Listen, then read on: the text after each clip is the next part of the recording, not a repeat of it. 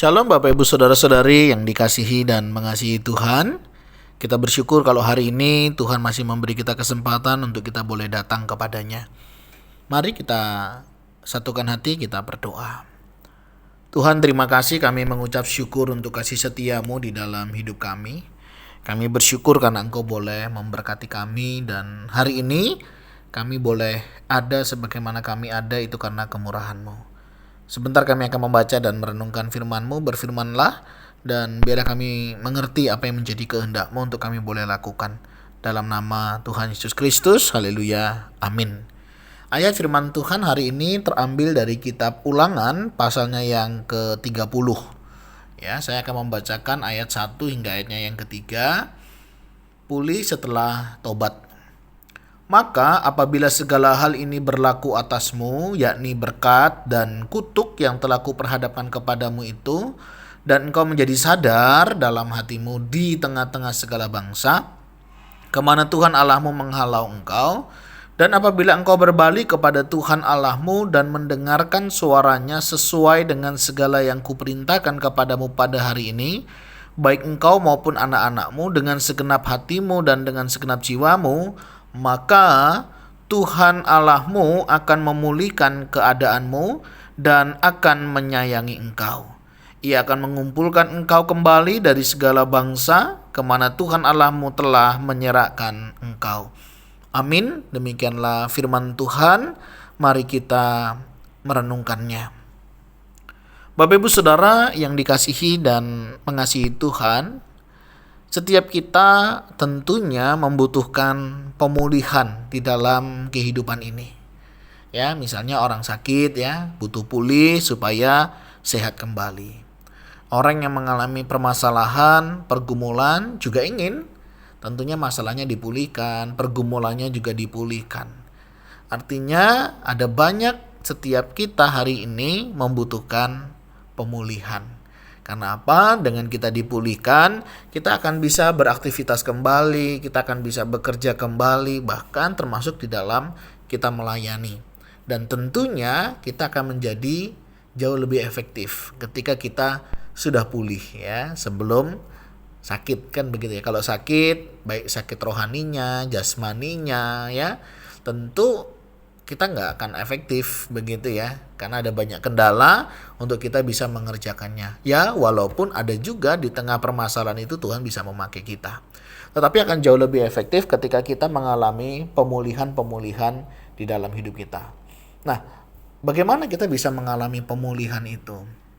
Kalau di bagian 1 dan 2 dikatakan kalau kita mau dipulihkan oleh Tuhan, tentunya kita harus mulai menyadari ya, menyadari akan apa yang membuat kita jadi mengalami sakit itu tadi. Sakit itu kan macam-macam ya, ada sakit rohani, ada sakit jasmani ya, termasuk penyakit psikis ya. Setiap kita memang bisa mengalami kelemahan tubuh ya. Misalnya kalau dia masalahnya adalah jasmani ya, bisa jadi dia butuh obat, mungkin juga dia butuh istirahat.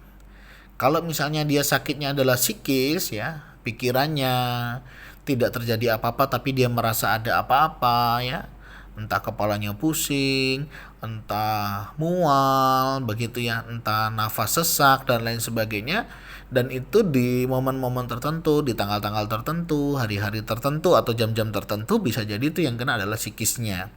Tetapi jika masalahnya adalah di rohaninya, berarti dia harus mengalami pemulihan dari Tuhan. Apakah ada dosa-dosa yang terselip begitu yang belum diselesaikan? Nah, kita harus selesaikan. Sebagaimana dalam firman Tuhan hari ini ya, dan engkau menjadi sadar dalam hatimu. Perlu kesadaran ya. Kadang ada hal-hal yang kita tanpa sadari ya, kita itu jatuh di dalam dosa, baik pikiran, perbuatan ya, maupun di dalam perasaan kita. Nah, Bapak Ibu Saudara, kalau masalahnya adalah rohani, kita harus selesaikan dengan secara rohani. Dengan apa? Dengan kita menyadari akan kesalahan kita itu. Ya, kita harus sadar. Nah, bukan hanya berhenti dalam kesadaran, tetapi juga harus berbalik. Dan apabila engkau berbalik kepada Tuhan Allahmu. Nah, ini penting. Orang yang sadar, ya, dia akan berbalik kepada Tuhan akan kesalahannya, akan pelanggarannya, akan hal-hal yang sudah dia lakukan. Jadi ya, ketika kita sadar, kita harus segera berbalik kepada Tuhan.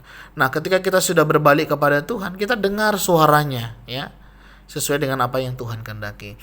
Kita akan mengalami pemulihan ketika kita mau mendengar, ya, mau menyadari akan kesalahan kita, dan kita mau berbalik kepada Tuhan. Dan setelah kita berbalik, kita mau melakukan apa yang Tuhan kehendaki. Nah, ini penting, ya, dan kita melakukannya itu dengan segenap hati dan dengan segenap jiwa. Artinya apa? Bukan hanya di mulut, ya, tetapi juga di dalam pikiran kita, juga di dalam hati kita. Ada kesadaran itu semuanya. Nah, orang-orang yang rindu mengalami pemulihan, kita harus lakukan hal ini, Bapak Ibu Saudara, ya. Saya nggak tahu apa yang menjadi pergumulan Bapak Ibu Saudara hari ini.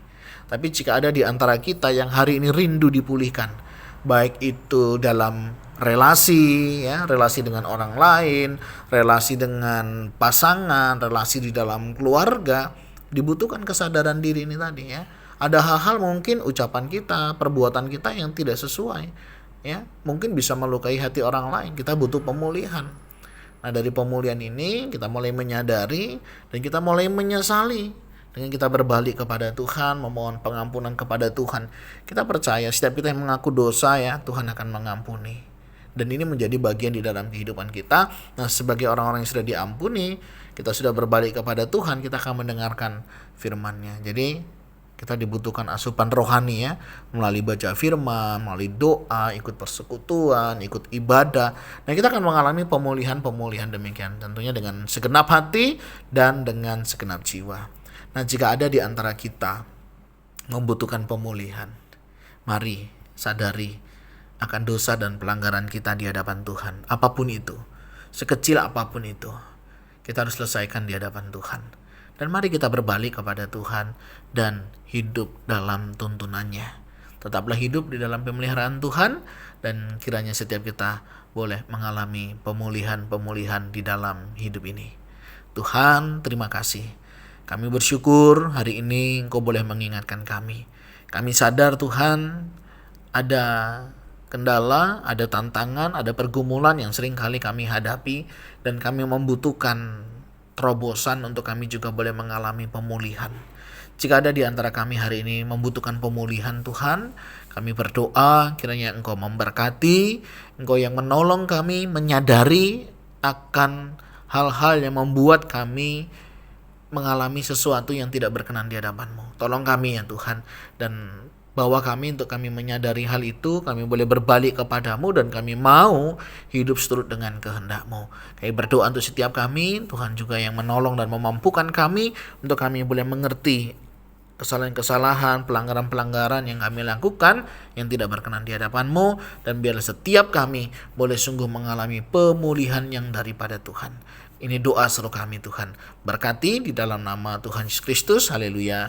Amin. Bapak Ibu Saudara, demikianlah renungan kita hari ini. Bagi setiap kita yang rindu dipulihkan, mari kita datang kepadanya, kita ikuti pimpinannya. Tuhan Yesus memberkati kita sekalian. Shalom.